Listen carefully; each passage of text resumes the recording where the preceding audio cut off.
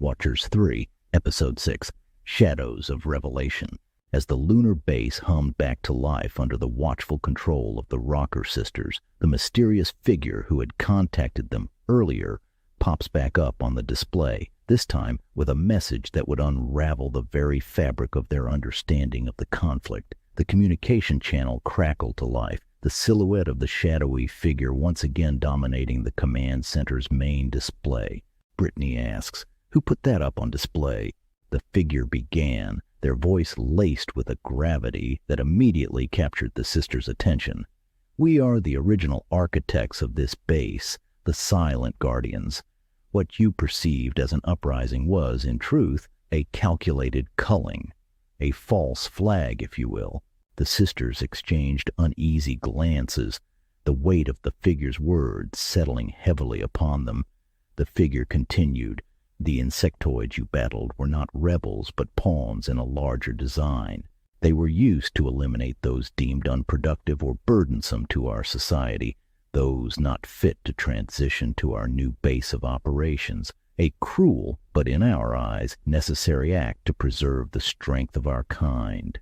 The revelation was a cold splash of reality, challenging the sisters' perceptions and forcing them to confront the complexities of the conflict they had unwittingly become a part of. Furthermore, the figure added, a hint of menace creeping into their tone, the insectoids now serve a dual purpose. Beyond their role in our internal machinations, they stand as a reserve army, poised to be unleashed upon humanity once their surface labors are deemed complete.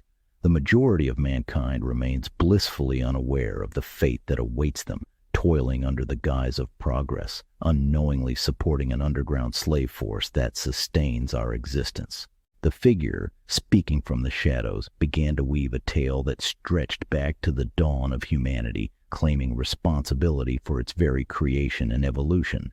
"We are the architects of mankind. Through a careful process of genetic manipulation, we spliced our DNA with that of local life forms, guiding your species from its infancy."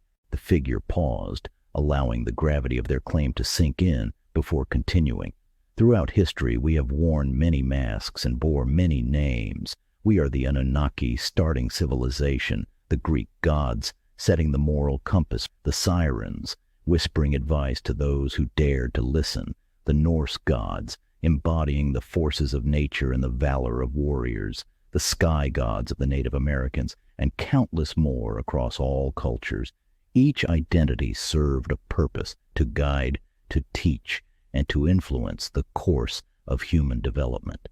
The sisters listened, captivated and horrified in equal measure, as the figure detailed how, as humanity grew and developed, their direct involvement became less visible, stepping back from the light into the shadows.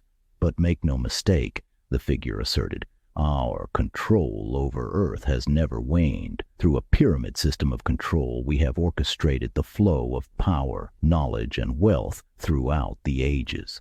The revelation painted a picture of a world unknowingly puppeteered by an ancient alien race, with humanity's beliefs, cultures, and societal structures influenced by beings far more powerful and knowledgeable than previously imagined. The Rocker sisters sat in stunned silence, the weight of the mysterious figure's revelations pressing down on them with the gravity of a collapsing star. The words echoed through the command center, a seismic shift in their understanding of their very existence. "You work for us, my friends," the figure had said, a statement that resonated with both a chilling finality and an unfathomable depth of implication. The figure, shrouded in shadows, continued to unravel the tapestry of lies and secrets that had enshrouded their lives. "The Watchers 3 program has always been a cornerstone of our operations, a mechanism designed to ensure the continuation of our covert control over the lunar base and, by extension, the Earth itself.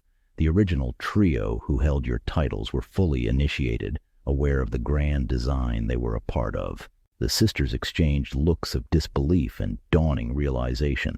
The life they had known, the parents they had loved, were part of a narrative far more complex and manipulated than they had ever imagined. "Your caretakers," the figure elaborated, "operated under the guise of ignorance, fed a concoction of falsehoods. They played their roles unwittingly, your father driven by a belief that he had uncovered a hidden truth. His actions, though unintended, led to the demise of the original Watchers 3, a necessary sacrifice in the grand scheme to preserve the secrecy of our endeavors. As the new Watchers 3, the figure began, his voice resonating through the chamber with an authority that demanded attention. Your roles extend far beyond the guardianship of this base. You stand at the helm of guiding humanity's progression, of safeguarding the balance between technological advancement and cosmic harmony. Brittany, her mind racing with questions, sought to understand the scope of it all. You're asking us to step into roles we never knew existed based on a heritage we were unaware of. What exactly does fulfilling our original job entail?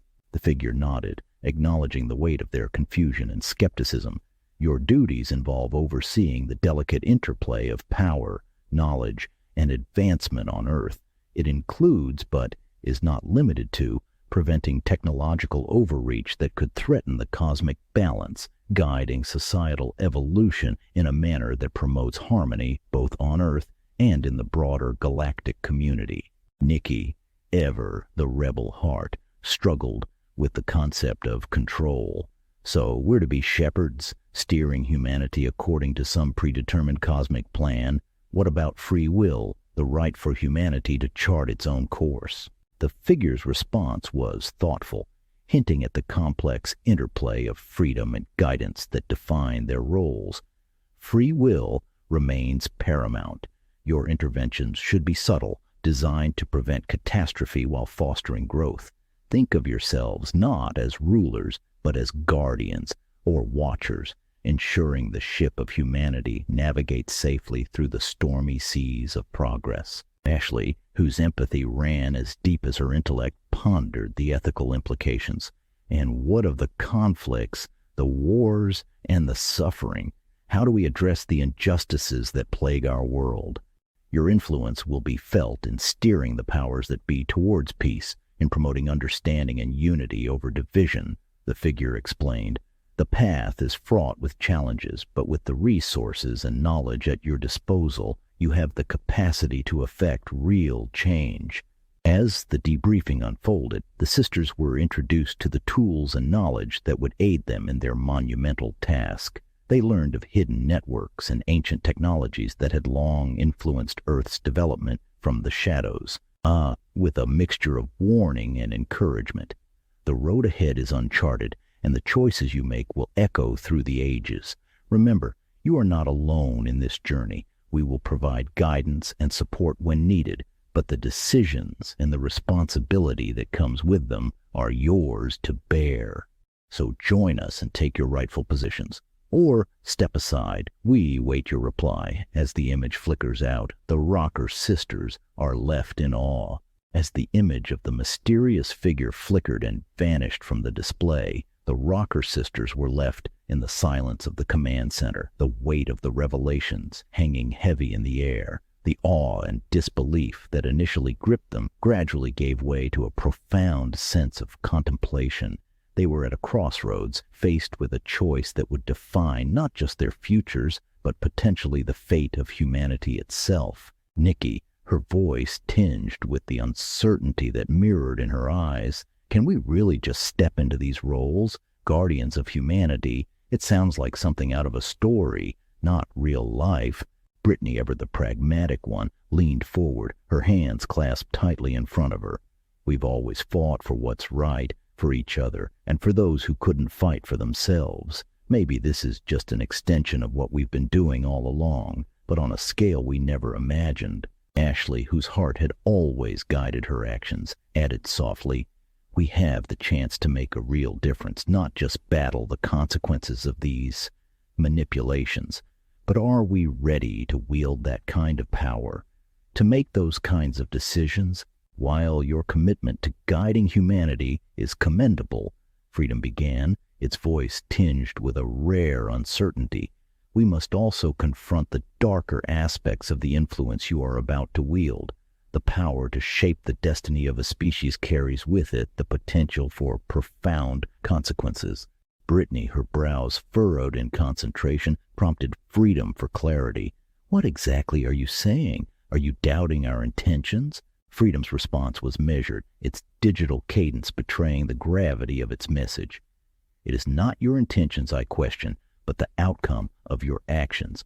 The directives from the mysterious figure and the legacy you inherit are steeped in manipulation. By guiding humanity, you risk sending it down a path that not only enslaves, but ultimately eliminates the very essence of what it means to be human." The sisters exchanged uneasy glances, the weight of Freedom's words anchoring them to a reality they hadn't fully considered. Nikki, always the heart of their trio, voiced the turmoil swirling within them all. "So what? We're just supposed to play puppet masters, deciding the fate of billions based on what we think is best."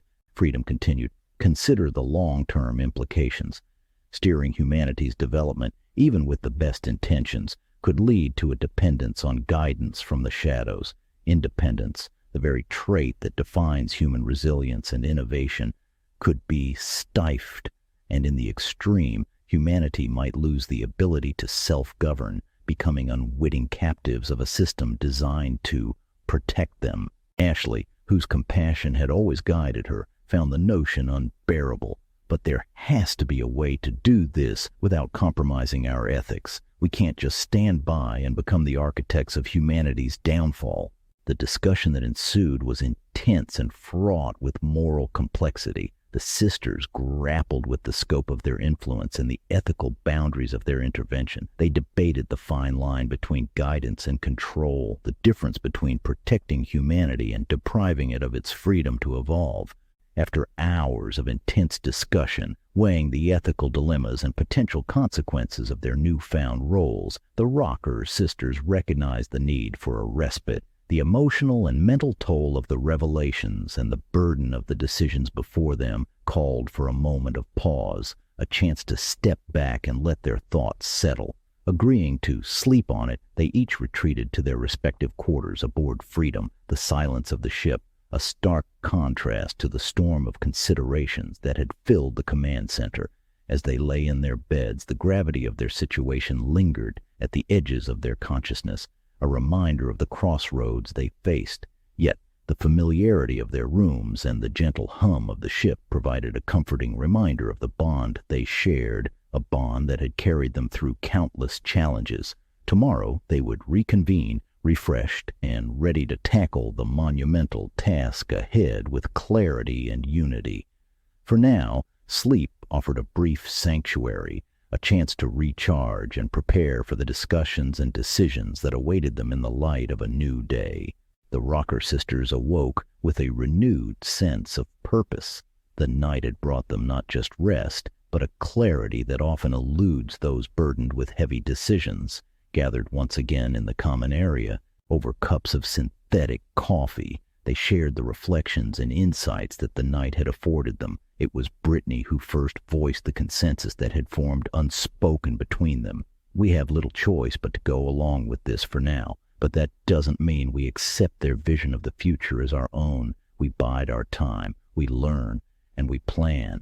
Nikki nodded in agreement. "We play the part, but on our terms. We use this position, this power, to look for ways to save humanity from becoming pawns in someone else's game. We find the cracks in their control, the allies in the shadows, and we turn this ship around." Ashley added, "We protect as many people as we can along the way. If we're to be guardians, then let's be guardians who stand for something more than just the status quo. We find a way to uplift humanity, not bind it." Their decision was a pragmatic one, born of necessity but fueled by a shared resolve to seek a better path. They understood the risks, the potential for manipulation, and the eyes that would undoubtedly be upon them from both seen and unseen. Yet they also recognized the unique position they were in to effect change. As Freedom listened and prepared to support them in whatever capacity it could, the sisters laid the groundwork for their strategy. They would immerse themselves in the roles of Watchers 3, learning the extents and limits of their influence, all the while searching for the leverage they needed to shift the balance in favor of humanity's freedom. The shadowy figure, who had previously contacted them with revelations about their roles in the broader cosmic chess game at play, reached out once again. This time, he proposed a meeting, a face-to-face encounter in the lunar base's hangar, where they would arrive in a scout ship. The sisters, wary of the potential for deceit, decided to approach the situation with caution. Brittany suggested a countermeasure to ensure their safety. "Let's send in holograms," she proposed, a plan that would allow them to attend the meeting without exposing themselves to direct harm. Nikki, whose technical prowess had only grown in their time aboard Freedom, agreed to engineer the holographic doubles that would stand in for them at the rendezvous. The day of the meeting arrived with a palpable tension. The sisters watched as the scout ship made its descent, its sleek design cutting through the silence of space. As it landed and the bay doors opened, Nikki activated the holograms, sending their lifelike avatars to meet with the visitors. The holographic Rocker sisters entered the hangar, their projections so convincing that even the keenest observer would be hard-pressed to identify them as mere illusions. The shadowy figure and his entourage emerged from the scout ship, their forms obscured by cloaks that seemed to absorb the light around them. As the holographic projections of the Rocker sisters entered the hangar, they moved with the confidence and poise that had become their trademark. The shadowy figure, flanked by his cloaked entourage, stepped forward to meet them, his movements deliberate, betraying a sense of purpose that matched the gravity of the situation. The air in the hangar was charged with anticipation as the two parties came face to face. The holograms, indistinguishable from their real counterparts, served as the perfect decoy, allowing the sisters to participate without exposing themselves to direct danger. Nikki had outdone herself, ensuring every detail, from their expressions to their body language, was meticulously replicated. The shadowy figure began the meeting with formalities, his voice smooth, almost reassuring, as he spoke of the pivotal moment they were all a part of. He alluded to grand plans and the essential role the sisters were to play in the unfolding cosmic drama. His words were carefully chosen, designed to entice, to hint at the power and knowledge that could be theirs should they choose to fully embrace their roles as the Watchers Three. However, beneath the veneer of cooperation there was an undercurrent of something darker, a hint of menace that belied his diplomatic tone. The sisters, observing from their hidden location, remained alert to any sign of deceit, their trust in the figure before them hanging by a thread. As the conversation progressed, the shadowy figure made vague references to challenges that lay ahead, to enemies lurking in the shadows, and to the sacrifices that might be required to ensure the stability of the cosmic order. He spoke of tests and trials, of loyalty and allegiance, weaving a narrative that seemed designed to gauge their reaction, to see how they might respond to the veiled threats and promises he laid before them. It was a dance of words and wills, a probing exchange where much was implied, but little was explicitly stated. The sisters' holograms responded with cautious diplomacy, careful not to commit to anything while trying to glean as much information as possible. A loud hissing sound filled the hangar, and the first signs of gas became visible. As the dense gas filled the hangar, obscuring vision and dampening hope, Brittany's sharp instincts cut through the chaos with a realization that sent a jolt of adrenaline through them all. "I knew it! It's a trap!" she yelled, her voice laced with both anger and frustration. In the next moment, the holograms they had sent in their stead flickered erratically, the gas revealing their ruse. The clever illusion they had banked on for safety was compromised, exposing their strategy to the enemy and leaving them vulnerable to the unfolding betrayal. The Rocker sisters' initial shock quickly turned to action. Brittany initiated the base's emergency protocols, alarms blaring with the warning of an intruder as security drones were dispatched to swarm the meeting area.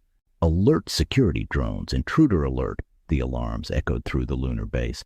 Meanwhile, the gas began to fill the room. It seeped from the intruder's ship and their very footsteps, enveloping the hangar in a fog so dense it recalled memories of Nikki's old VW van, notorious among the sisters for its ability to quickly fill with smoke. But this was no benign cloud of youthful indiscretion. It was a weaponized haze, turning the hangar into a trap from which there seemed to be no escape. To the sisters' dismay, the drones designed to be the base's ultimate safeguard proved ineffective against the shadowy figures. The intruders' cloaks, it seemed, did more than obscure their physical forms. They rendered them invisible to the drones' sensors. The drones buzzed around in confusion, their scanning beams cutting through the thickening fog with no target to lock onto. The drones moved in erratic patterns, their advanced detection systems failing to locate the shadowy figures who had released the gas. As the gas thickened, enveloping the hangar in a fog so dense it blotted out the harsh lights overhead, the sisters realized the gravity of their situation. Their visibility reduced to nearly zero. They were forced to rely on their own memory to navigate the quickly obscuring space. Ashley, her voice strained but steady, attempted to guide the drones through manual override. Target the source of the gas, look for anomalies in the airflow, anything, but her efforts were in vain. The drones, though unaffected by the gas, were rendered virtually useless against adversaries they couldn't detect. Ashley asks, "Britt, can you see them guide the drones?"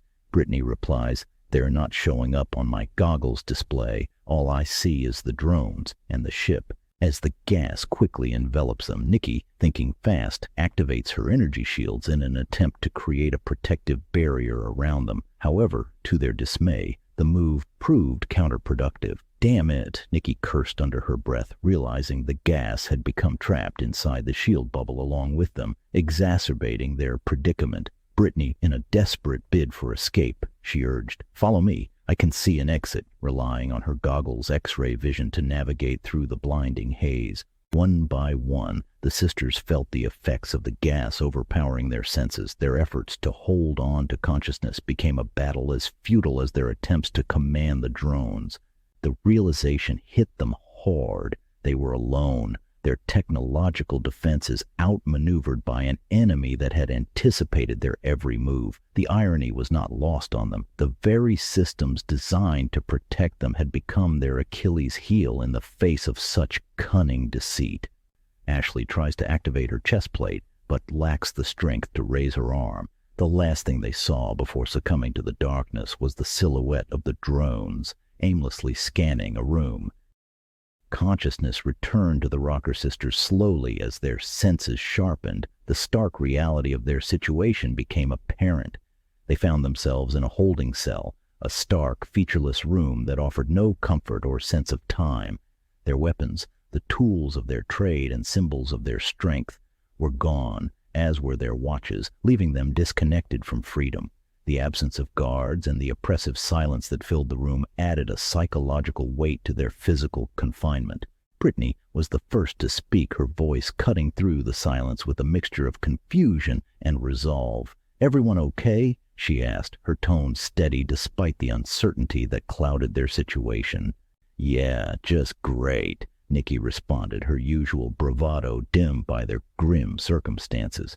"Trapped, unarmed, and no idea what our friendly neighborhood shadow figure wants with us. Ashley, we need to figure out what happened. Last thing I remember, the hangar was filling with gas, and then nothing."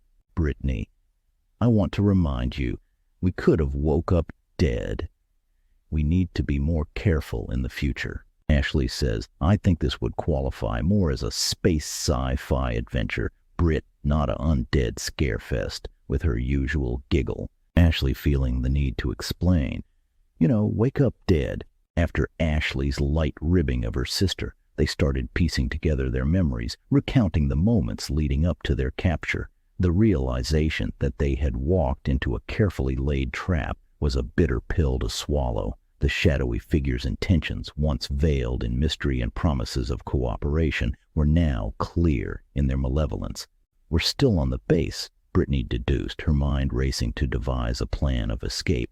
"That means freedom is here too. We just need to find a way to communicate with the AI. Maybe trigger a base-wide alert or something to create a distraction."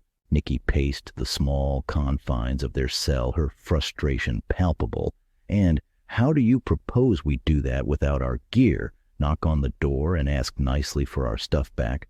Brittany says, "I'm getting a little tired of that mouth of yours, Nicky. I'll remind you, this is not the time." Ashley, leaning against the cold metal wall, closed her eyes in thought. There's always a way out. We just have to be smart about it. Remember, freedom isn't just a ship. It's an extension of us. If there's a way to reach out, we'll find it. Nicky leans over and hugs Brittany and says, "It does seem like the time for that, though." Right. With Brittany not wanting to let go, they held the embrace a moment longer. As the Rocker sisters, planning amidst the darkness of their holding cell, their focus was abruptly shattered by the sound of the hatch sliding open. Into the dim light of their cell stepped the shadowy figures who had orchestrated their capture, their forms as indistinct and elusive as the motives behind their actions.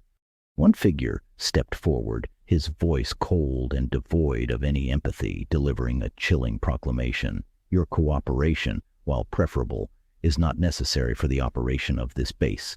We merely require your presence here, alive, until your replacements are prepared." The ambiguity of their forms in the dim light only heightened the sisters' unease, the details of their captors' appearances frustratingly elusive, adding a layer of psychological intimidation to their physical imprisonment. The figure continued, his tone laced with the sadistic pleasure that sent a shiver down their spines. "However, there is the matter of the base's workforce, currently secured behind biometric locks thanks to your intervention. We expect your cooperation in releasing them. Make no mistake, this can proceed with ease or difficulty. Personally, I have a penchant for the latter. I find the limits of pain fascinating." The threat was unmistakable. The sisters exchanged a look, a silent communication of their shared determination not to bend to the will of this sadist. Yet, in the face of such malice, they recognized the precariousness of their situation. Without their gear and cut off from freedom, their options were severely limited. The mention of their replacements hinted at a larger plan and a shelf life for them. As the hatch slid shut, leaving them once again in darkness, the Rocker sisters were left to grapple with their next move. The stakes had never been higher, and the path forward never more uncertain. This chapter closes on a note of grim determination. The Rocker sisters united against a common foe, their spirits unbroken. They understood the gravity of their captor's threats, but also the necessity of outmaneuvering him. In the echoing silence of the cell, plans began to form, not just for their escape, but for turning the tables on their enemies. The game was far from over, and if their captors preferred the challenge of the difficult path, they would soon find the Rocker sisters more than capable of rising to the occasion. B.N.Rocker.